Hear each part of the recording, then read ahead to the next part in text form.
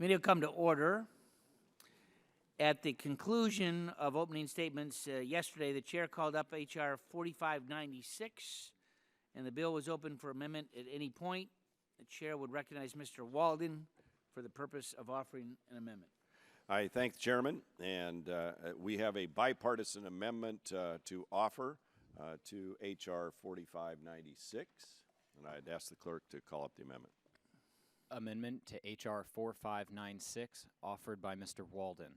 Page 2, after line 11, insert the following.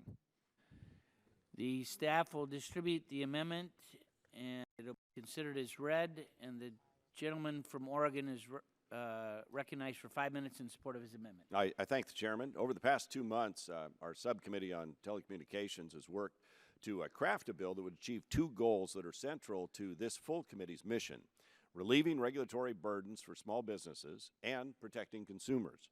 So the Small Business Broadband Deployment Act would extend the Federal Communications Commission's existing exemption for small businesses from the enhanced transparency reporting requirements of the 2015 Open Internet Order, as well as increase the threshold for defining what a small business is.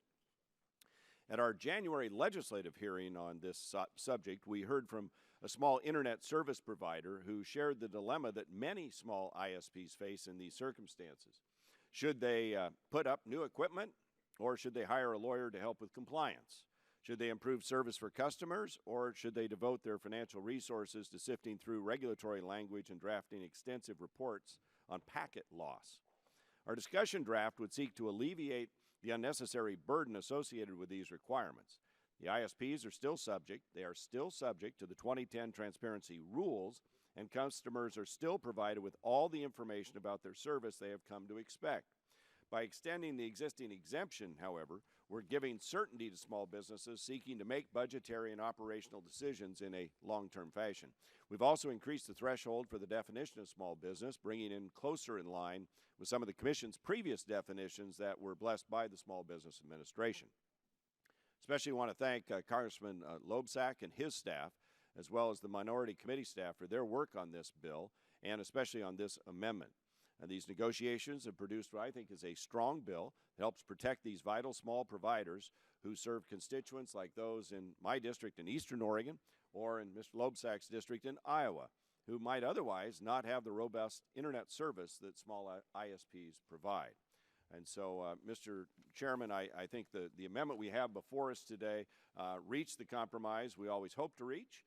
It would sunset this provision after 5 years. It requires the FCC after 6 months to submit a report to our committee and other relevant committees regarding the exemption, whether it should be made permanent, and whether our definition of small business makes sense. And further, we said that not more than this would apply to ISPs that have 250,000 subscribers. That seemed to be a better number than the 100,000 the FCC picked.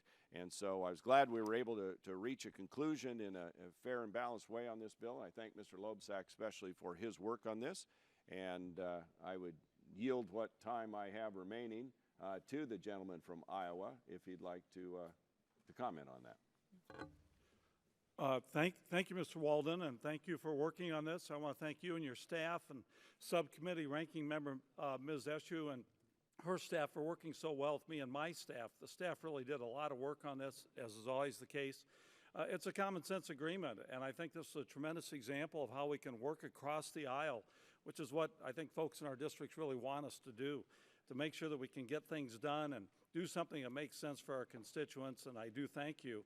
As I said when I offered my amendment in subcommittee, my goal throughout this process has been to strike a careful balance between the important consumer protections in the FCC's transparency rule and the cost for smaller internet service providers. And I think what we have achieved with this amendment is in fact that goal. For me, the legislation is really about rural broadband development. I've often mentioned that I have well over 100 separate internet service providers in Iowa. And this amendment will allow those providers, along with small providers throughout the country, to focus their limited resources on deploying more broadband, which rural America desperately needs, and offering new and improved services while giving them the time they need to comply with the FCC's additional requirements. Again, Mr. Chairman, I appreciate all of your great support on this and the ranking member as well. And I'm really happy that we did come to this agreement today, and hopefully everyone's going to vote for this. And thank you, and I yield back. Thank you. And with that, Mr. Chairman, I ask our members to support the amendment, and I yield back the balance of my time. Gentleman yields back. Other members, Chair would recognize the gentlelady from California, Ms. Eshu, 5 minutes. Thank you, Mr. Chairman. I move to strike the last word. I'm very pleased that that we've reached a compromise on H.R. 4596. I think all the good reasons have been stated by both Chairman Walden and Representative Loebsack. We did an informal survey. This is for members that aren't part of this subcommittee, and I think you find it interesting. An informal survey of associations representing small broadband providers, and they suggested that an exemption of the FCC's enhanced transparency rules for companies with 250,000 or fewer subscribers would adequately address the vast majority of their membership. So this has been realigned from the original proposals, and I think that it makes sense. This is obviously a bipartisan amendment, and it reflects this data by protecting the nation's smallest ISPs, but it also continues to ensure that the majority of consumers receive the full set of benefits promised by the enhanced transparency rules, including clear disclosure of promotional rates, fees, surcharges, and data caps. And this is very important to preserve these benefits for consumers. They are battles that were waged and heavily sought. So I think additionally, by including a 5-year sunset, the amendment gives the FCC further time to study whether or not the exemption should be made permanent and how a small ISP should be defined. So I think that very importantly that broadband providers of all sizes will continue to be responsible for following the FCC's bright line, and it is a bright line, against blocking, throttling, and paid prioritization, as well as the transparency rules that were adopted in 2010. So for these reasons, I support the amendment. I thank Chairman Walden and Congressman Loebsack for the work that they did, and to not only my staff, but certainly the committee staff on both sides of the aisle. And with that, I yield back. Gentlelady yields back. Other members wishing to speak on the amendment? Seeing none, Chair will call 3 and ask the clerk to report. H.R. 4583 to promote a 21st century energy and manufacturing workforce.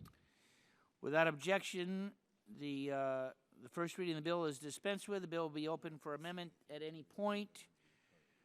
Are there any bipartisan amendments to the bill? Are there amendments to the bill? Chair, the question now occurs on favorably reporting. Chair would recognize the gentleman from Illinois for Mr. 5 Chairman, minutes to sponsor the bill. I move to strike the last word. Chair recognizes you. Mr. Chairman, I want to commend you and Chairman Whitfield, Ranking Member Pallone, and the committee staff for working with my office to include the 21st century workforce legislation within the package of bills that we will be marking up here today.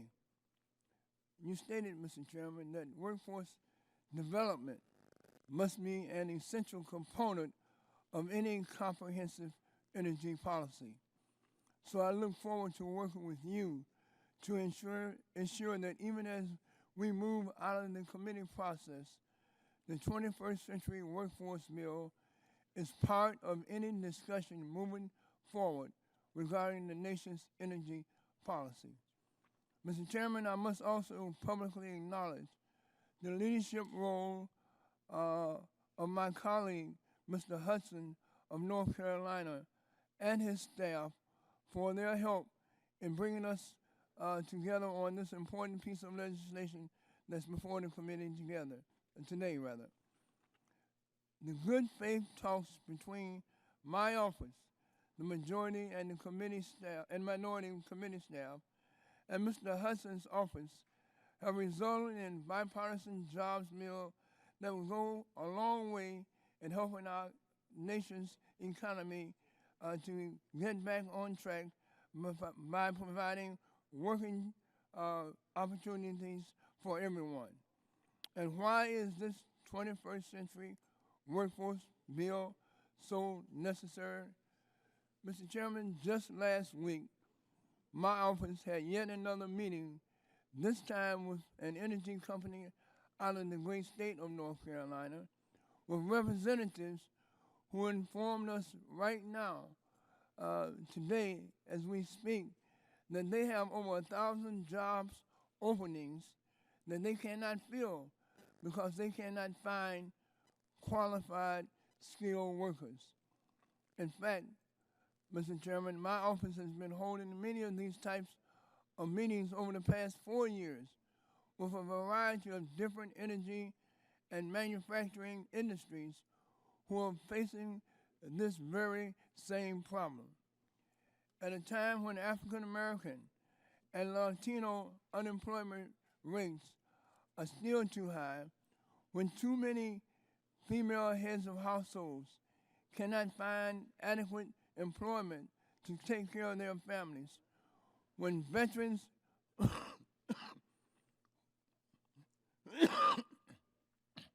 who are returning home from defending their country still cannot find work, it is a travesty that eager employers cannot find the trained workers that they need even at this very precise moment. Mr. Chairman, this common sense jobs bill will help us to match up the trained, skilled, qualified candidates with the good paying jobs and careers that would help lift up their community, strengthen the energy industry, and bolster the entire American economy as a whole. So again, Mr. Chairman, I want to thank you. I want to thank Chairman Whitfield, Ranking Member Pallone, Mr. Hudson, and all my colleagues who helped get us to this point this morning. With this focus not only on the underserved communities, such as minorities and women and veterans, but also displaced and unemployed coal miners and other out-of-state energy workers. I can assure you, Mr. Chairman, that when this legislation passes through the committee and ultimately becomes law, it will go a long way in helping not only communities that look like the one I represent on the south side of Chicago, but help every community and every district throughout this nation. Mr. Chairman, I want to thank you, and I yield back the balance of my time. Chair would recognize the gentleman from Maryland, Mr. Sarbanes. I move to strike the last word, Mr. Chairman. I just want to congratulate Representative Rush for his efforts on this bill, and our colleagues on the other side of the aisle for their support of it. I'm very excited. Just recently, Mr. Rush, I was able to participate in a meeting in Baltimore involving the Department of Energy and the City of Baltimore and a number of partners to explore the opportunity for low-income solar installation and training in Baltimore. This would accelerate home weatherization, the deployment of solar panels and energy with a focus on low-income housing in the City of Baltimore to reduce the utility costs of people living in Baltimore, and at the same time, it's an opportunity to train unemployed or underemployed community members to become part of the energy industry workforce. It's a win-win situation. It's going to mean a great deal to the City of Baltimore. It's bringing in some of the premier workforce training nonprofit organizations in the city, teaming them up with the expertise that the Department of Energy can provide, and other partners as well.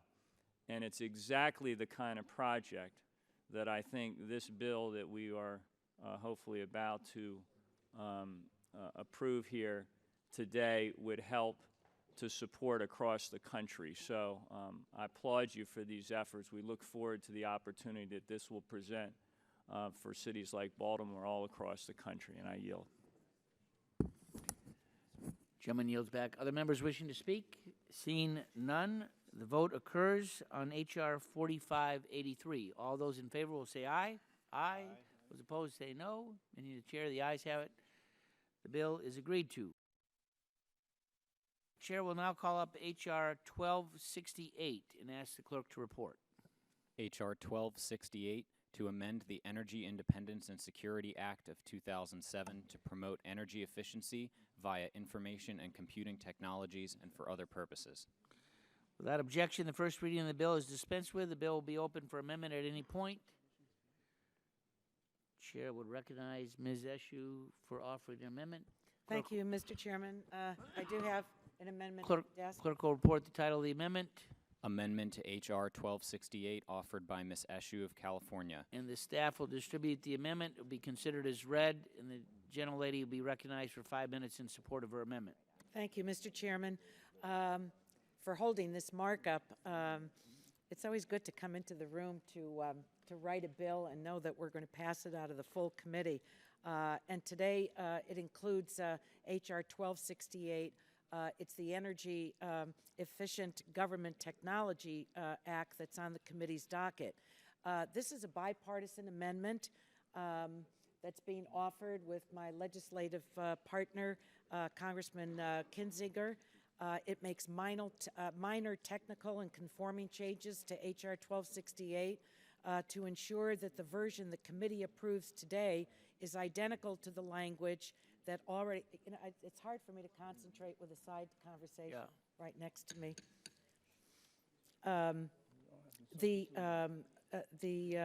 It makes minor technical and conforming changes to H.R. 1268 to ensure that the version the committee approves today is identical to the language that already passed the House in this Congress as part of H.R. 8. The act will make the federal government's IT and data centers more energy efficient by requiring federal agencies to, number one, utilize the best technologies and energy management strategies, formulate specific goals, and periodically evaluate their energy efficiency, and three, make data center energy usage statistics public in a way that empowers further innovation. This is I think, a powerful statistic. Data centers are the backbone of the 21st century economy, but they can be highly inefficient. The Department of Energy estimates that implementation of best practices alone could reduce the government's data center energy bill by 20 to 40%. So I think that this is something that's going to move us ahead. Again, this is a technical change, and once again, I want to thank Chairman Upton, our ranking member of the full committee, Mr. Pallone, and Mr. Kinzinger, who's been a partner in this, and urge everyone to support it. Thank you, Mr. Chairman, and I yield back. Gentlelady yields back. Would just reiterate that the chair does support her amendment. I think it's a good amendment, good improvement, bipartisan addition to the bill, and would support the amendment. Are there other members wishing to speak on the amendment? Seeing none, the vote will occur on the amendment offered by the gentlelady from California. All those in favor will say aye. Aye. Those opposed say no. Opinion of the chair, the ayes have it. Amendment is agreed to. Are there other amendments to the bill? Seeing none, the vote occurs on H.R. 1268 as amended. All those in favor will say aye.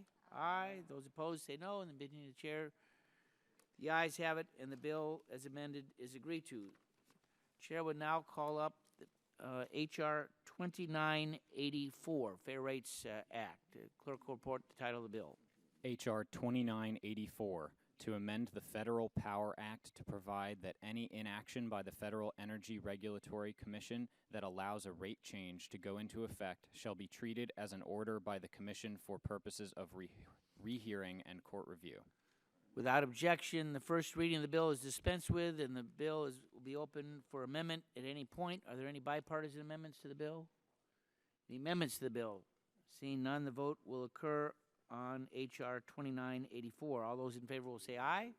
Aye. Those opposed say no. Opinion of the chair, the ayes have it. The bill is passed. Chair would now call up H.R. 3797 and ask the clerk to report. H.R. 3797, to establish the basis by which the administrator of the Environmental Protection Agency shall issue, implement, and enforce certain emission limitations and allocations for existing electric utility steam generating units that convert coal refuse into energy. Without objection, the first reading of the bill is dispensed with. The bill will be open for amendment at any point. Are there any bipartisan amendments to the bill?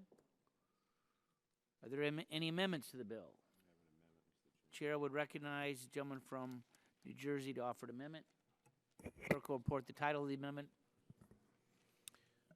Is this Amendment 1 or 2? 1? 01, I think. Right. Amendment to H.R. 3797 offered by Mr. Pallone. Strike sections 2A6, 2A8, and 2B and redesignate accordingly. And with that, the amendment will be considered as read. The staff will distribute the amendment, and the gentleman from New Jersey is recognized for 5 minutes in support of his amendment. Thank you, Mr. Chairman. This is a targeted amendment that strikes Section 2B from the bill. Section 2B of the bill deals with EPA's cross-state air pollution rule, or also known as CASPR, and this is one of the most important Clean Air Act rules in recent years. It protects the health of millions of Americans by requiring upwind states in the eastern and central United States to reduce power plant emissions that cause air quality problems in downwind states. An important feature of CASPR is the trading program that allows sources in each state to meet emission budgets in many different ways, including trading of emissions allowances. This approach reduces the cost of compliance while ensuring reductions in air pollution. As we heard at the legislative hearing on this bill, in written testimony provided by EPA and by John Walk from the Natural Resources Defense Council, there are a number of policy and technical issues with this section of the bill, and I just want to touch on a few of them. First, by providing allocations to coal refuse units that cannot be traded, the Sense Act would remove economic incentives to reduce emissions at coal refuse units. By reallocating allowances from other sources within the state to coal refuse units and then limiting the ability of these coal refuse sources to transfer allocated allowances to other facilities, the bill would choose winners, that is the coal refuse units, and losers, that is all other coal plants in a given state. By interfering with market conditions, compliance costs would increase for facilities. The Sense Act would also remove states' rights when determining their method of compliance with CASPR. As EPA notes in their testimony, the Clean Air Act gives states the authority to replace interstate transport federal implementation plans with approved state implementation plans. Further, CASPR provides states with opportunities to reallocate allowances among their affected units.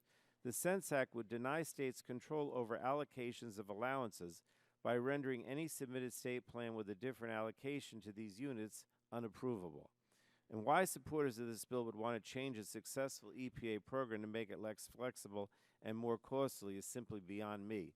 So I would urge my colleagues to join me in supporting this amendment to strike the CASPR portion of the Sense Act. And I yield back unless one of my colleagues would like the time. I guess. Okay. I yield back, Mr. Chairman. Gentleman yields back. Other members, Chair would recognize the gentleman from Kentucky, Mr. Whitfield. Thank you, Mr. Chairman. And I respectfully oppose Mr. Pallone's amendment. We do have a difficult situation here. First of all, there are only 19 of these coal refuge plants in the country, and I guess about 14 of them are in the state of Pennsylvania. There's a lot of waste product out there from coal mining operations, and these coal refuge plants clean that waste up. So there's a significant environmental advantage in cleaning them up. Now, I would also mention on the SO2, sulfur dioxide, this does not change the overall limits whatsoever. It simply provides some additional allocations for these coal refuge plants. This amendment by Mr. Pallone would strike all of the provisions in this legislation relating to the cross-state air pollution rule. And these plants, the majority of them simply cannot meet those rules.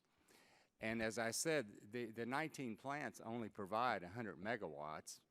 And so you have one big benefit of cleaning up these waste versus if we don't do something, closing basically these plants down. And there are a lot of jobs with these plants as well. So there's a significant benefit of keeping them operating.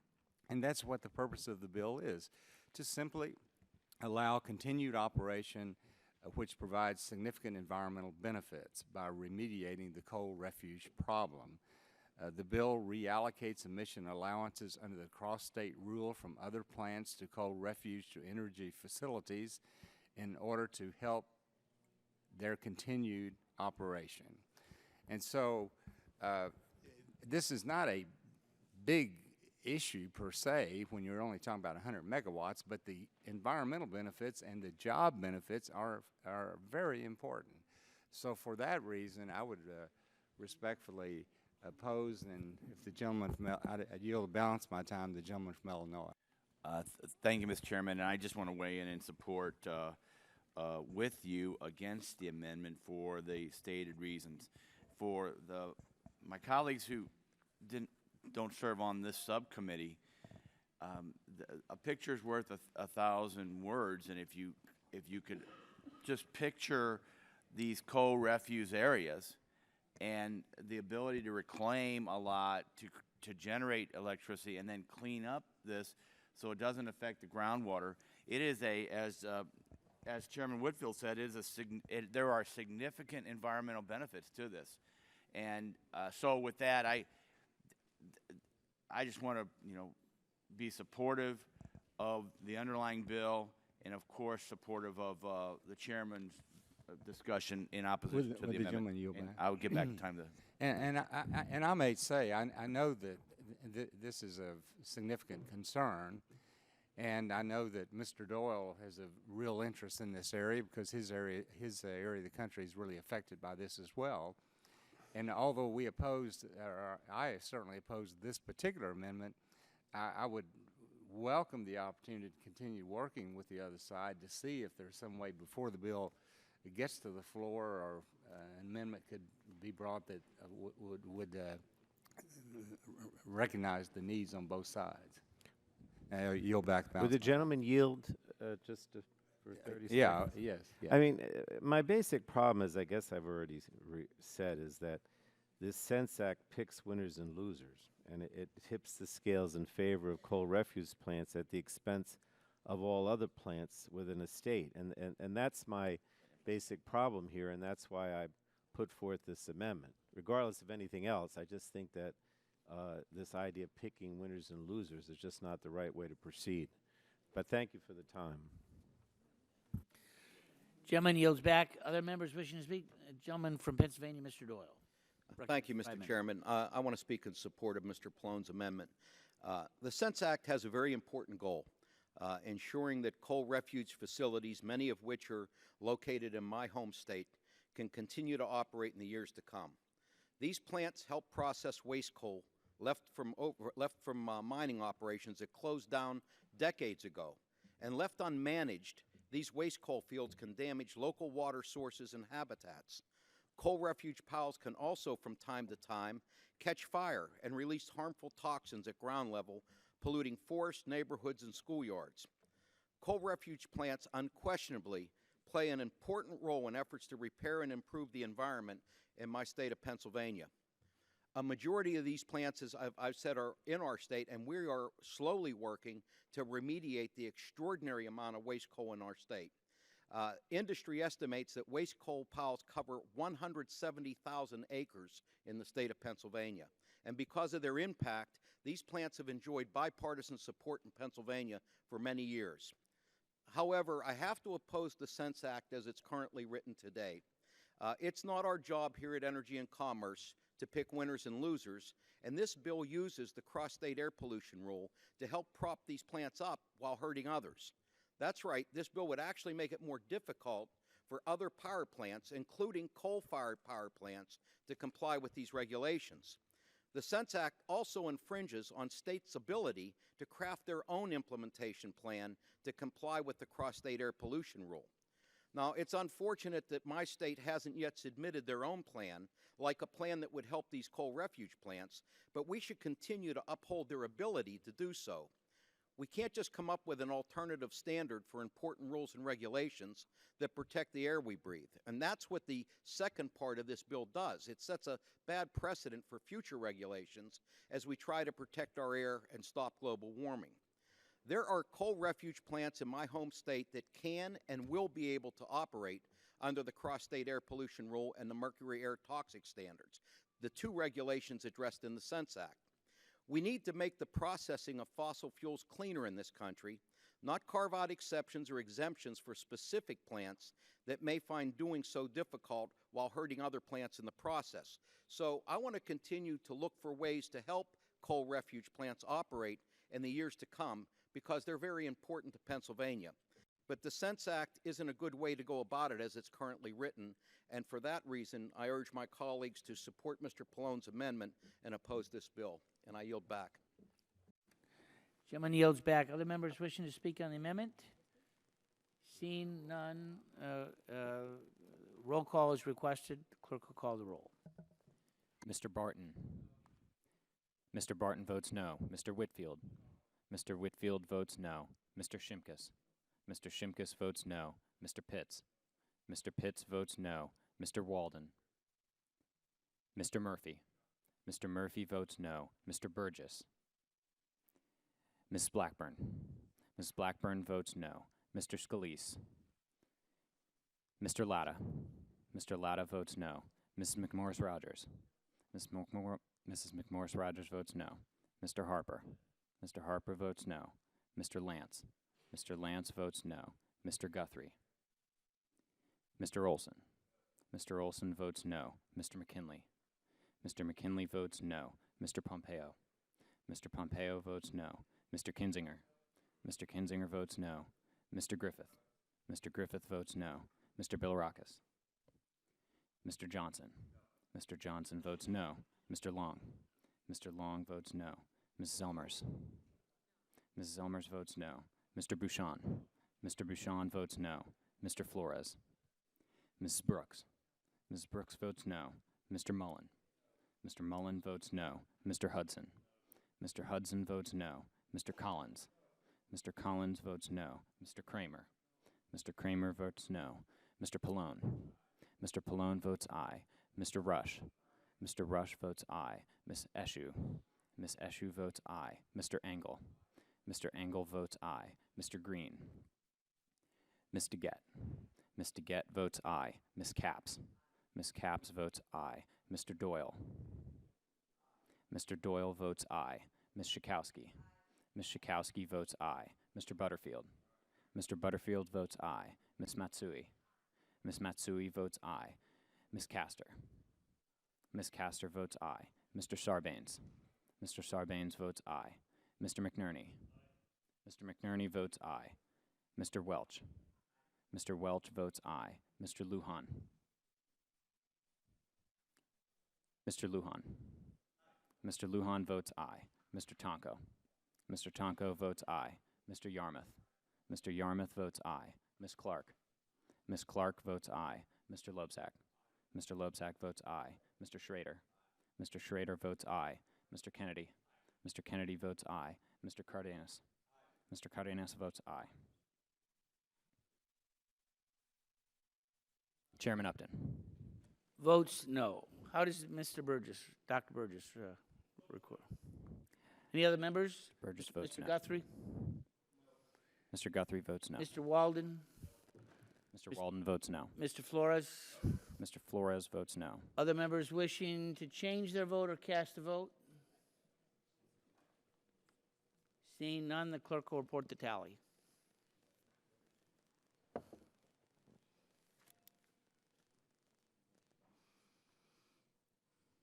Mr. Chairman, on that vote, there were 22 ayes and 29 nays. 22 ayes, 29 nays. The amendment is not agreed to. Are there further amendments to the bill? Mr. Chairman. Chair would recognize gentleman from New York. Thank you, Mr. Chairman. I have an amendment at the desk, Amendment D2. Amendment to H.R. 3797 offered by Mr. Engel, page 7, after line 14, insert the following new paragraph. The amendment will be considered as read. The staff will distribute the amendment, and the gentleman from New York is recognized for 5 minutes in support of his amendment. Thank you very much, Mr. Chairman. I appreciate it. Earlier this month, the Energy and Power Subcommittee held a hearing where we identified numerous flaws in the Sense Act. Those flaws still exist, and my amendment would correct 2 of them. In a written statement submitted for our hearing, Janet McCabe, the Acting Assistant Administrator for the Office of Air and Radiation at EPA, argued that the Sense Act would remove the economic incentives to reduce emissions at waste coal plants because emissions allocations for those plants could not be traded under the cross-state air pollution rule. I questioned the witness about her assertion, and I received confirmation that the bill would likely result in less efficient and more costly compliance with CASPR. Moreover, the Sense Act would interfere with a state's right to determine how to best comply with CASPR by favoring waste coal burning plants over other in-state power plants. So this bill would take long-standing state authority, transfer it to the federal government, and then use that authority to pick winners and losers. My amendment would allow the state to remove applicability of Section 2B, application of CASPR to certain coal, refuge, electric, utility, steam generating units if the state determines that implementation of the subsection would increase the state's overall compliance costs.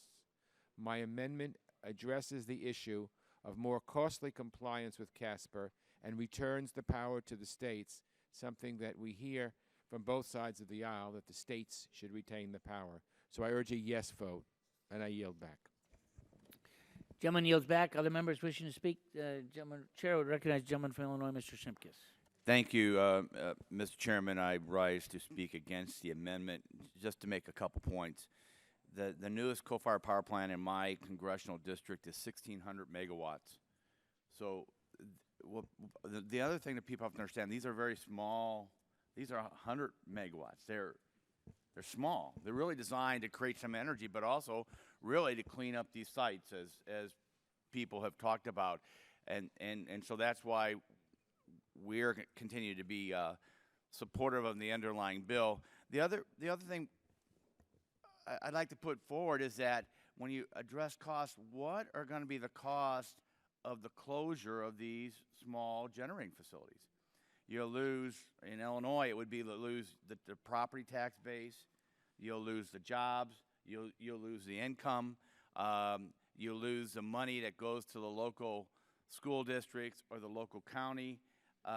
In my area, a loss of even a plant that's this small would be devastating to a rural community that I would have. So I have a problem with the cost-benefit analysis debate of this amendment, and I would ask my colleagues to vote against it, and I would yield to Chairman Whitfield. Well, thank you very much. I just want to make one comment about this picking winners and losers. The Sense Act has been said that there's picking winners and losers here. Let me just say that EPA really is the one that picked the winners and losers. In the cross-state air pollution rule, the bituminous coal-fired refuge plants, EPA picked them to be the losers. And they also picked the bituminous coal-fired refuge plants to be the losers in MATS as well. These anthracite refuge plants can meet the alternative O2 standards. So those plants that can meet these standards are using anthracite, and that's because the sulfur content of the coal refuge in the anthracite region is lower. So all we're doing here in the Sense Act is giving the opportunity to those plants that can't quite meet that standard to give them a little help in meeting the standard without raising the overall SO2 caps so that they can keep cleaning this up, keep these jobs, and certainly this is not going to go on forever because eventually it will be cleaned up. And I just wanted to point that out, and with that I would yield back the balance of Mr. Shimkus' time. And I'll yield back time. Gentleman yields back. Other members? Gentleman from New York, Mr. Tom Cole. Thank you, Mr. Chair. I speak in support of the Engel Amendment. I agree with what my colleague expressed, my colleague from New York expressed. His concerns are real about there being a number of policy and technical issues with the CASPER provisions in the Sense Act. One that I want to reiterate and certainly expand upon is regarding states' rights. The Sense Act would block a state from determining their best compliance pathway as it applies to CASPER. And let me say that another way. If this bill were to become law, it would actually take power away from the states and give it to the EPA. And as John Walke from the Natural Resource Defense Council pointed out in his written testimony for the recent legislative hearing on this bill, the Sense Act would wrest control away from states to make these basic decisions for the first time in the 39-year history of the Clean Air Act's Interstate Air Pollution Program.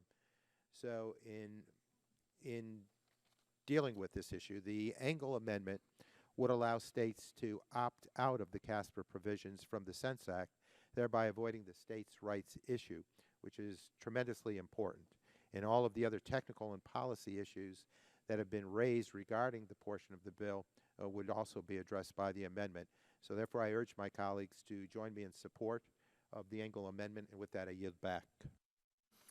Gentleman yields back. Other members wishing to speak on the amendment? Seeing none, the vote occurs on the amendment offered by the gentleman from New York. Recorded vote has been requested. Clerk will call the roll. Mr. Barton. Mr. Barton votes no. Mr. Whitfield. Mr. Whitfield votes no. Mr. Shimkus. Mr. Shimkus votes no. Mr. Pitts. Mr. Pitts votes no. Mr. Walden. Mr. Murphy. Mr. Murphy votes no. Mr. Burgess. Mr. Burgess votes no. Mrs. Blackburn. Ms. Blackburn votes no. Mr. Scalise. Mr. Latta. Mr. Latta votes no. Mrs. McMorris Rogers.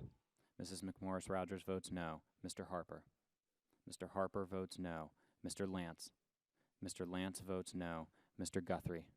Mr. Guthrie votes no. Mr. Olson. Mr. Olson votes no. Mr. McKinley. Mr. McKinley votes no. Mr. Pompeo. Mr. Pompeo votes no. Mr. Kinzinger. Mr. Kinzinger votes no. Mr. Griffith. Mr. Griffith votes no. Mr. Bilirakis. Mr. Bilirakis votes no. Mr. Johnson. Mr. Johnson votes no. Mr. Bilirakis is not recorded. Mr. Long. Mr. Long votes no. Mrs. Elmers. Mrs. Elmers votes no. Mr. Bouchon. Mr. Bouchon votes no. Mr. Flores. Mr. Flores votes no. Mrs. Brooks. Mrs. Brooks votes no. Mr. Mullen. Mr. Mullen votes no. Mr. Hudson. Mr. Hudson votes no. Mr. Collins. Mr. Collins votes no. Mr. Kramer. Mr. Kramer votes no. Mr. Pallone. Mr. Pallone votes aye. Mr. Rush. Mr. Rush votes aye. Miss Eshu. Miss Eshu votes aye. Mr. Engel. Mr. Engel votes aye. Mr. Green. Ms. DeGette. Ms. DeGette votes aye. Ms. Capps. Ms. Capps votes aye. Mr. Doyle. Mr. Doyle votes aye. Ms. Schakowsky. Ms. Schakowsky votes aye. Mr. Butterfield. Mr. Butterfield votes aye. Ms. Matsui. Ms. Matsui votes aye. Ms. Castor. Ms. Castor votes aye. Mr. Sarbanes. Mr. Sarbanes votes aye. Mr. McNerney. Mr. McNerney votes aye. Mr. Welch. Mr. Welch votes aye. Mr. Lujan. Mr. Lujan votes aye. Mr. Tonko. Mr. Tonko votes aye. Mr. Yarmouth. Mr. Yarmouth votes aye. Ms. Clark. Ms. Clark votes aye. Mr. Loebsack. Mr. Schrader. Mr. Loebsack votes aye. Mr. Schrader. Mr. Schrader votes aye. Mr. Kennedy. Mr. Kennedy votes aye. Mr. Cardenas. Mr. Cardenas votes aye. Chairman Upton. Votes no. Other members wishing to cast a vote? Mr. Walden. Mr. Walden votes nay. Other members wishing to vote or change their vote? Seeing none, the clerk will report the tally.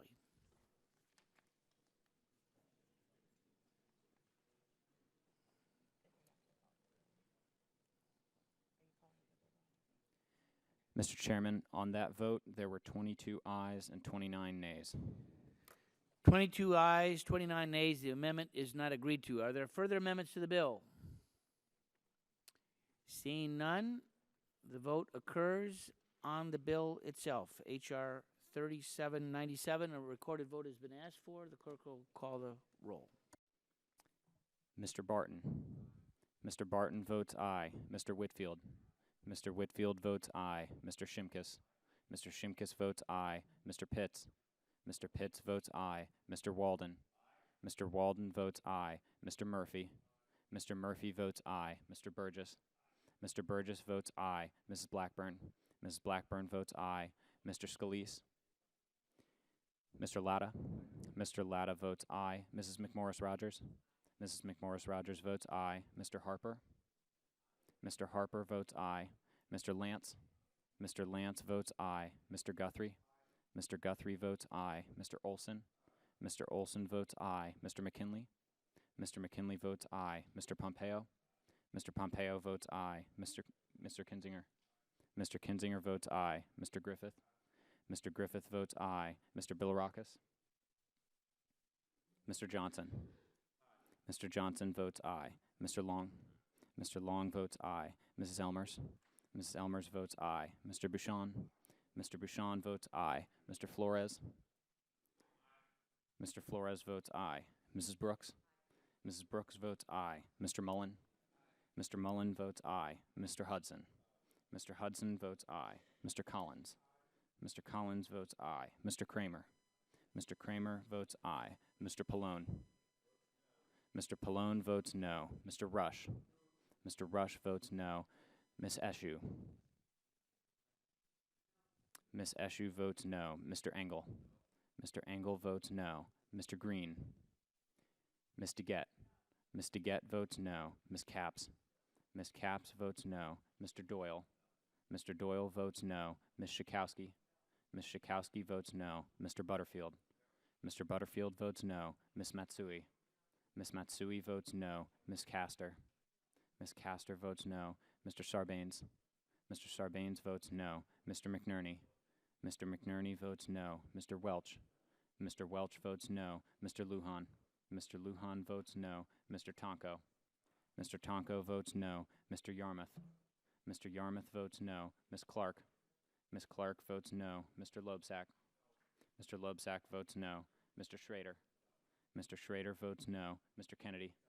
Mr. Kennedy votes no. Mr. Cardenas. Mr. Cardenas votes no. Chairman Upton. Votes aye. Other members wishing to cast a vote? Change their vote? Seeing none, the clerk will report the tally.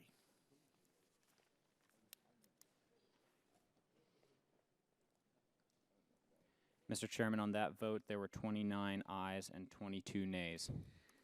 29 ayes, 22 nays. The vote is favorably reported from the committee. The chair will now call up H.R. 4557 and ask the clerk to report.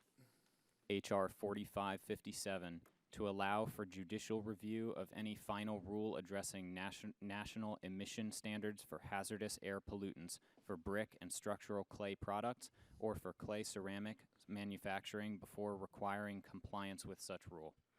Without objection, the first reading of the bill is dispensed with. The bill will be open for amendment at any point. Are there any bipartisan amendments to the bill?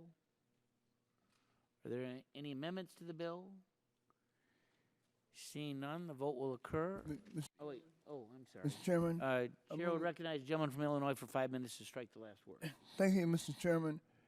Mr. Chairman, my colleagues on the other side of the aisle, in describing the need for this bill, say that it is necessary in order to delay the Environmental Protection Agency's Brick-Mac rule until all judicial review has been completed. However, that's completely false. The courts already have the ability to issue a stay of any compliance dates in a final rule as necessary to protect the public interest. That is their job, and we should not let them do it. We all know that there have already been challenges filed regarding this final rule. It will be up to the D.C. Circuit, when they review these challenges, to decide whether to stay the rule. well-established legal factors exist for granting a stay. These factors take into account whether there is a likelihood of success on the merits, the prospect of irreparable harm to the moving parties and other parties, and most importantly, Mr. Chairman, whether granting the stay is in the public interest. The courts have used these factors time and time again to determine whether to issue a grant to stay or for how long. There's no reason for Congress to override this process. There's no reason for Congress to question the judgment of the court. I think that before we rationally conclude on behalf of the D.C. Circuit that the compliance deadlines for the BRIC-MAC final rule should be extended, we should let them take a final look at this final rule. And ultimately, Mr. Chairman, if a stay is necessary, the court can grant the stay and not the Congress. And I urge my colleagues to vote against this bill. Gentleman yields back. Chair would recognize the gentleman from Ohio, Mr. Johnson. Thank you, Mr. Chairman. I appreciate the recognition, and I certainly understand our colleague from Illinois and his comments, but it basically boils down to this: when is enough enough? Certainly, the brick industry could file lawsuits and pump millions of dollars into court cases to have something remedied that actually should not need a remedy in the first place. Brick companies have already been through this already. If you recall, the EPA finalized similar standards in 2003. The brick industry spent hundreds of millions of dollars to comply and put control technology in place, only to have a federal court set aside that 2003 rule. And then when the EPA came back with this latest round, they started with a baseline of the set-aside rule rather than giving the brick industry credit for the emission reductions that they had achieved. It's troubling to think that we could be repeating this same thing. Many of these brick companies are small businesses throughout America. Some 7,000 people are employed in the brick industry. And, you know, we talk about the need to fix America's infrastructure. What are we going to do when our brick manufacturers can no longer produce brick because they're run out of business by the EPA, and we don't import brick here in America? We're going to be ceding the high ground, and we're going to once again give our competitors overseas the opportunity to compete on an unlevel playing field with America's companies. So I urge my colleagues to support this legislation, Mr. Chairman, and I yield back. Gentleman yields back. Chair would recognize the gentleman from New Jersey, Mr. Pallone. Strike the last word. Thank you, Mr. Chairman. The BRIC Act extends compliance deadlines for EPA's brick and clay rules until all legal challenges are resolved by the courts. But delaying a rule should not be taken lightly, and the blanket extension in the BRIC Act would only serve to incentivize frivolous litigation in an effort to stall and avoid compliance with EPA's rules. Now, I appreciate that there are special circumstances related to this particular rule. I know there's a long history regarding this rule that dates back to a final rule in 2003 that was later vacated by the courts. And I also know that the majority of these plants are small businesses, and these plants often employ large numbers of workers from the surrounding communities. So I'm sensitive to the impact a rule like this can have on plants and jobs. What I've gathered from the recent legislative hearing on this bill and from the subcommittee markup is that it's too early to know what the compliance picture looks like for the BRIC-MAC rule. In fact, this rule just became effective in late December of 2015, so we're about 2 months into a 3-year compliance period, and there's an option for a 4th year if necessary to finish installation of controls. Rather than rushing to approve a bill to indefinitely delay a Clean Air Act rule, something that I did not take lightly, I would suggest we encourage the brick industry to continue investigating its options for complying. I've heard industry estimates that this rule will cost about $100 million per year to comply with, but I've also heard that individual plants are still investigating their options for how to comply. EPA noted in their written testimony for the recent legislative hearing on the bill that in the final brick rule they developed flexible compliance options and also made distinctions between requirements for small and large kilns in order to reduce the impacts of the rule on small businesses. I'm hopeful that the industry will look at these flexibilities and figure out ways to comply that are less costly than their initial estimates. And I understand the industry recently met with the EPA to discuss the rule and compliance with it. I encourage these talks to continue. If the industry determines they need additional help, then under existing law they have the right to seek a stay through the courts. But I continue to think that this combination, that is the industry working with the EPA, using existing authority to seek a stay if absolutely necessary, is a better path than pursuing a legislative fix. As with the case when we considered a similar provision for power plants in the Ratepayer Protection Act, the litigation delay in the BRIC Act creates a very bad precedent, and therefore I oppose this bill, and I urge my colleagues to do the same. I yield back, Mr. Chairman. Chairman yields back. Other members wishing to speak on the bill or offer amendments? Seeing none, the question now occurs in favorably reporting H.R. 4557 to the House. A roll call has been requested. The clerk will call the roll. Mr. Barton. Mr. Barton votes aye. Mr. Whitfield. Mr. Whitfield votes aye. Mr. Shimkus. Mr. Shimkus votes aye. Mr. Pitts. Mr. Walden. Mr. Walden votes aye. Mr. Murphy. Mr. Murphy votes aye. Mr. Burgess. Mrs. Blackburn. Mrs. Blackburn votes aye. Mr. Scalise. Mr. Latta. Mr. Latta votes aye. Mrs. McMorris Rogers. Mrs. McMorris Rogers votes aye. Mr. Harper. Mr. Harper votes aye. Mr. Lance. Mr. Lance votes aye. Mr. Guthrie. Mr. Guthrie votes aye. Mr. Olson. Mr. Olson votes aye. Mr. McKinley. Mr. McKinley votes aye. Mr. Pompeo. Mr. Pompeo votes aye. Mr. Kinzinger. Mr. Kinzinger votes aye. Mr. Griffith votes aye. Mr. Bilirakis. Mr. Johnson. Mr. Johnson votes aye. Mr. Long. Mr. Long votes aye. Mrs. Elmers. Mrs. Elmers votes aye. Mr. Bouchon. Mr. Bouchon votes aye. Mr. Flores. Mr. Flores votes aye. Mrs. Brooks. Mrs. Brooks votes aye. Mr. Mullen. Mr. Mullen votes aye. Mr. Hudson. Mr. Hudson votes aye. Mr. Collins. Mr. Collins votes aye. Mr. Kramer. Mr. Kramer votes aye. Mr. Pallone. Mr. Pallone votes no. Mr. Rush. Mr. Rush votes no. Miss Eshoo. Miss Eshoo votes no. Mr. Engel. Mr. Engel votes no. Mr. Green. Miss DeGette. Miss DeGette votes no. Miss Capps. Miss Capps votes no. Mr. Doyle. Mr. Doyle votes no. Miss Schakowsky. Miss Schakowsky votes no. Mr. Butterfield. Mr. Butterfield votes no. Miss Matsui. Miss Matsui votes no. Miss Castor. Miss Castor votes no.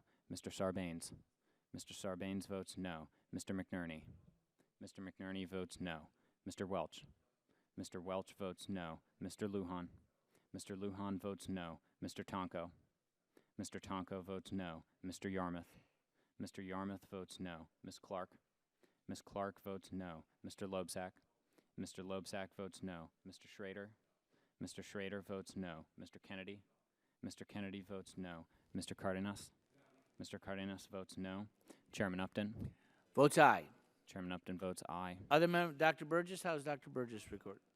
Dr. Burgess votes aye. Are there other members wishing to cast a vote or change a vote? Seeing none, the clerk will report the tally.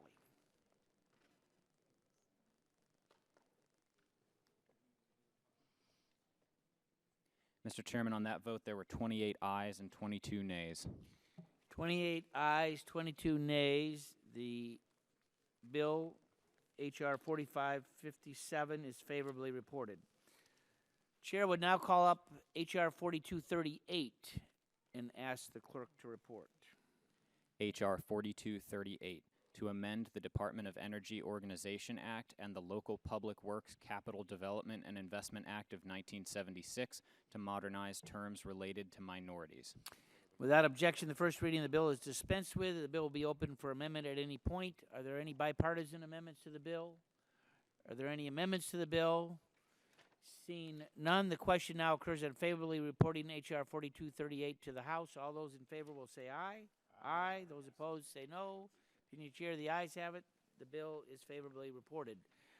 Chair will now call up H.R. 4427 and ask the clerk to report. H.R. 4427 to amend Section 203 of the Federal Power Act. Without objection, the first reading of the bill is dispensed with. The bill will be open for amendment at any point. Are there any bipartisan amendments to the bill? Are there any amendments to the bill?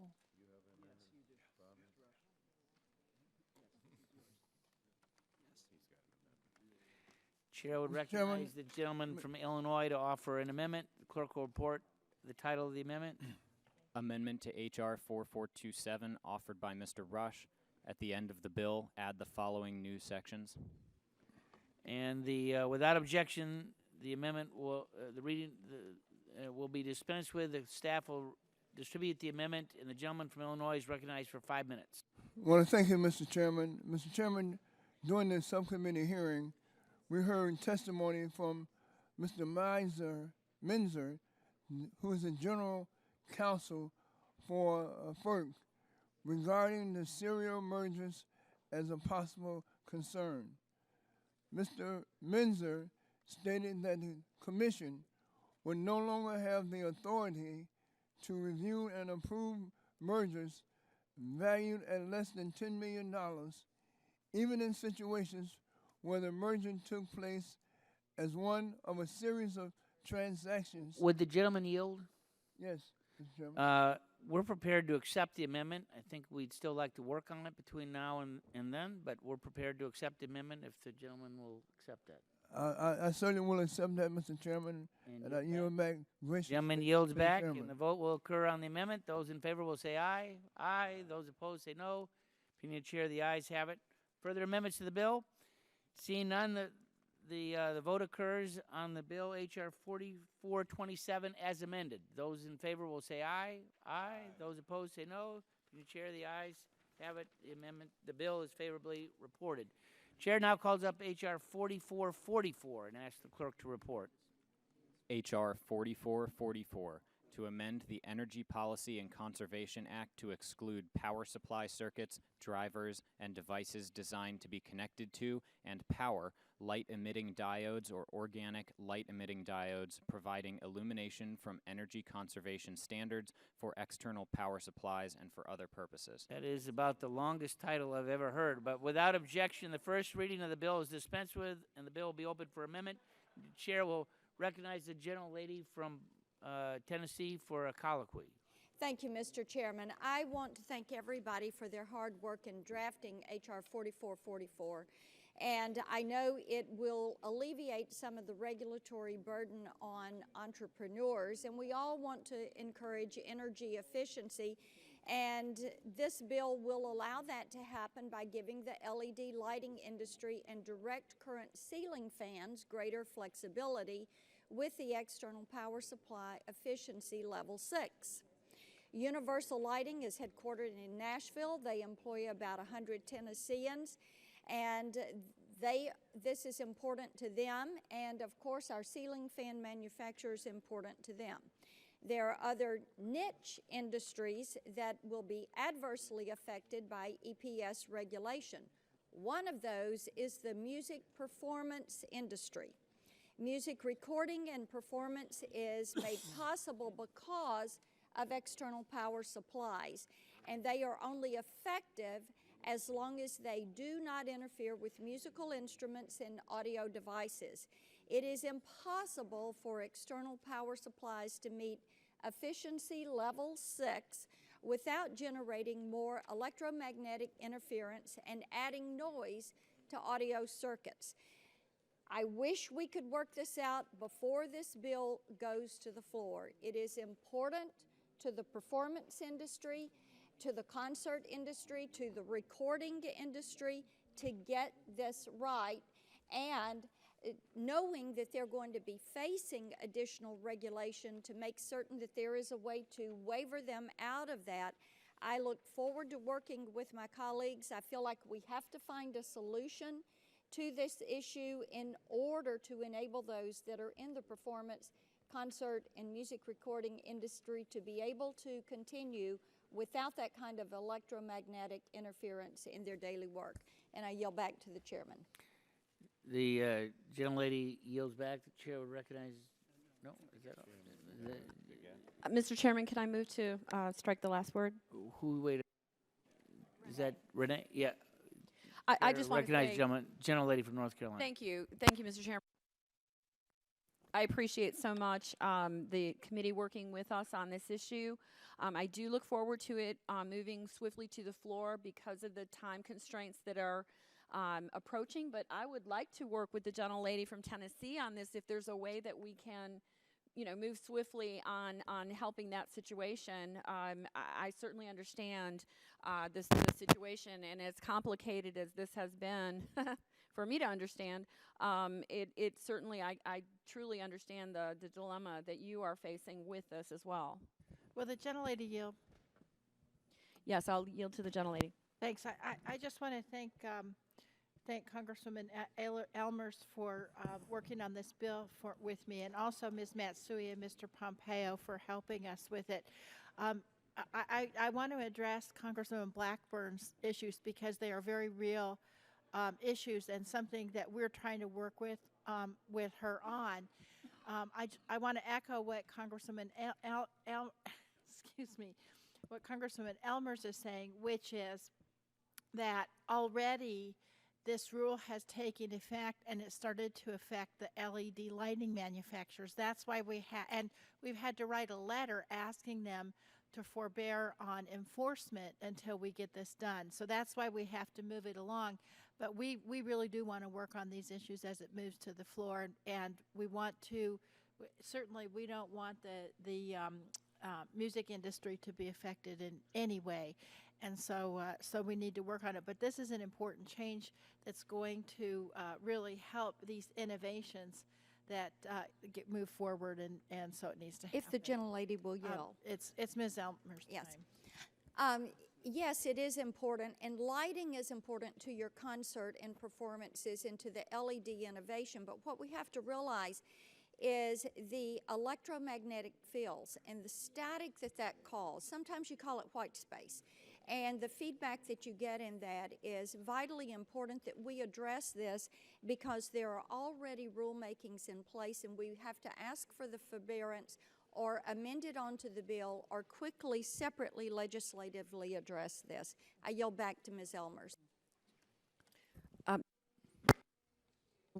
Both of my colleagues and for the other members on committee that have worked on this, and I really would like to say that if there's a way that we can move swiftly, I truly want to remedy this problem. And what I can say is if we can't find that sweet spot where we can amend what we have or bring it to the floor in such a manner that I will be with you on this issue as well, keeping in mind again that there are time constraints and all the different industries. Yield back. I yield back unless someone else. Chair would recognize the gentlelady from California, Ms. Capps. Thank you, Mr. Chairman, and I move to strike the last word just simply to underscore the importance of the fact that this legislation is very overdue, and I appreciate that we're having this markup today. I've spoken multiple times regarding the importance of LED research and innovation for both improving efficiency options for the lighting sector and advancing our knowledge of this critical technology. And H.R. 4444 is essential to ensuring that we are providing a regulatory framework that recognizes the importance of LEDs and meeting our energy efficiency needs for lighting, while at the same time allowing the industry to continue striving to improve upon this technology. It's making leaps and bounds. The bill will ensure that companies like Cree Lighting in my district will continue working to innovate and implement this revolutionary technology. So I urge our colleagues all to vote yes on this bill. Hope we can work to bring this legislation to the floor as quickly as possible. And I can yield to anyone else or yield back. I yield back. Gentlelady yields back. Other members wishing to speak on the bill, the chair would recognize the gentleman from New Jersey, Mr. Pallone. Thank you. In support of the bill, I just wanted to say that LEDs get swept up in the energy conservation standards for external power supplies because they are powered by solid-state lighting drivers that bear superficial similarities to the kind of chargers that Congress directed DOE to set standards for. However, LED drivers aren't designed to operate when disconnected from LEDs, and so they can't be tested in the same way as other external power supplies. This means that even though they're very energy efficient, they can't comply with the standards. And the same is true of a new generation of energy efficient ceiling fans. So this legislation still holds these devices accountable to energy conservation standards, and it makes DOE's authority to prescribe separate energy conservation standards for LED drivers explicit. And ceiling fans with direct current motors would still be required to meet DOE's energy conservation standards for ceiling fans. I just wanted to point out, I know we've had some discussion that during the last couple of weeks, we've been made aware by Representative Blackburn that a small specialty business in her district might be irreparably harmed by the new EPS standards. Both the Democratic and Republican committee staff have been working with her office, her constituent, Department of Energy, and stakeholders to try to address this situation. And I think we all agree that Representative Blackburn's constituent has a legitimate problem. We all want to help.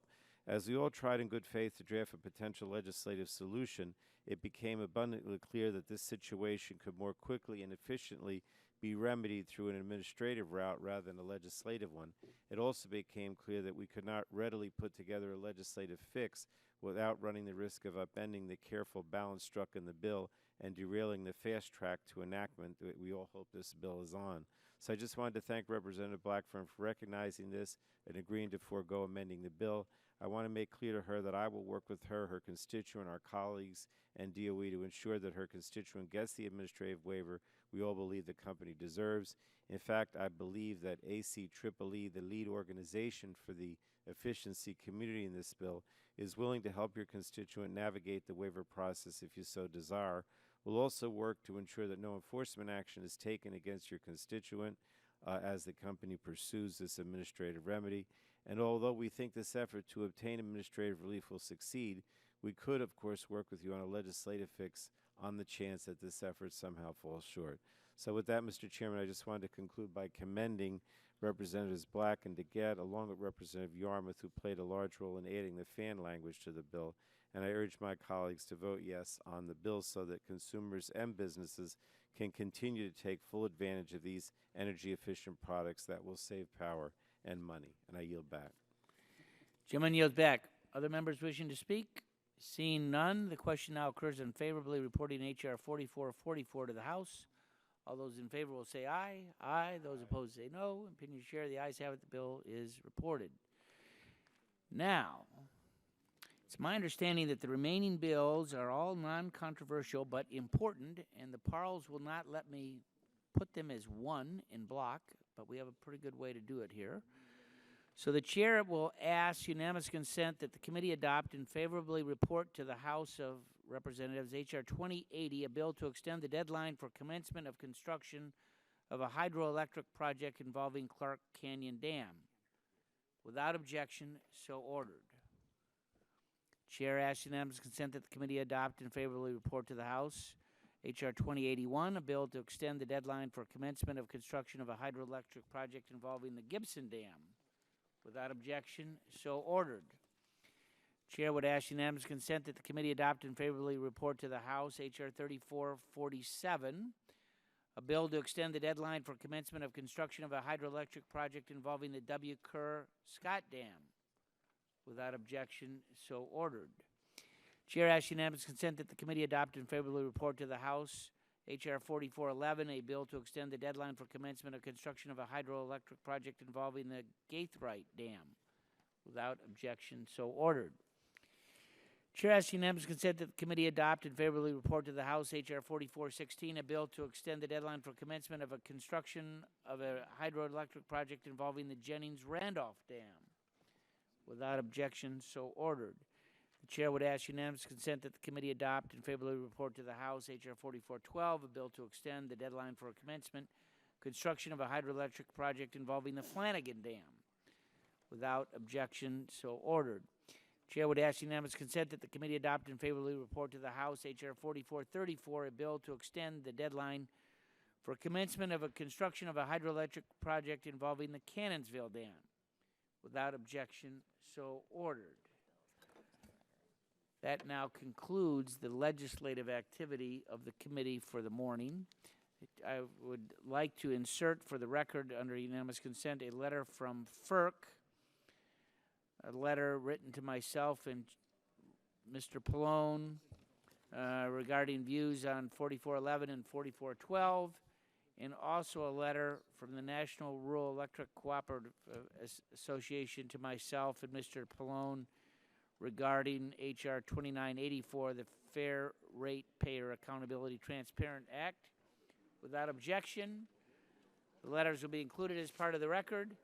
And without objection, the staff is authorized to make technical and conforming changes to the legislation approved by the committee today, so ordered. And without objection, the committee stand adjourned. Thank you.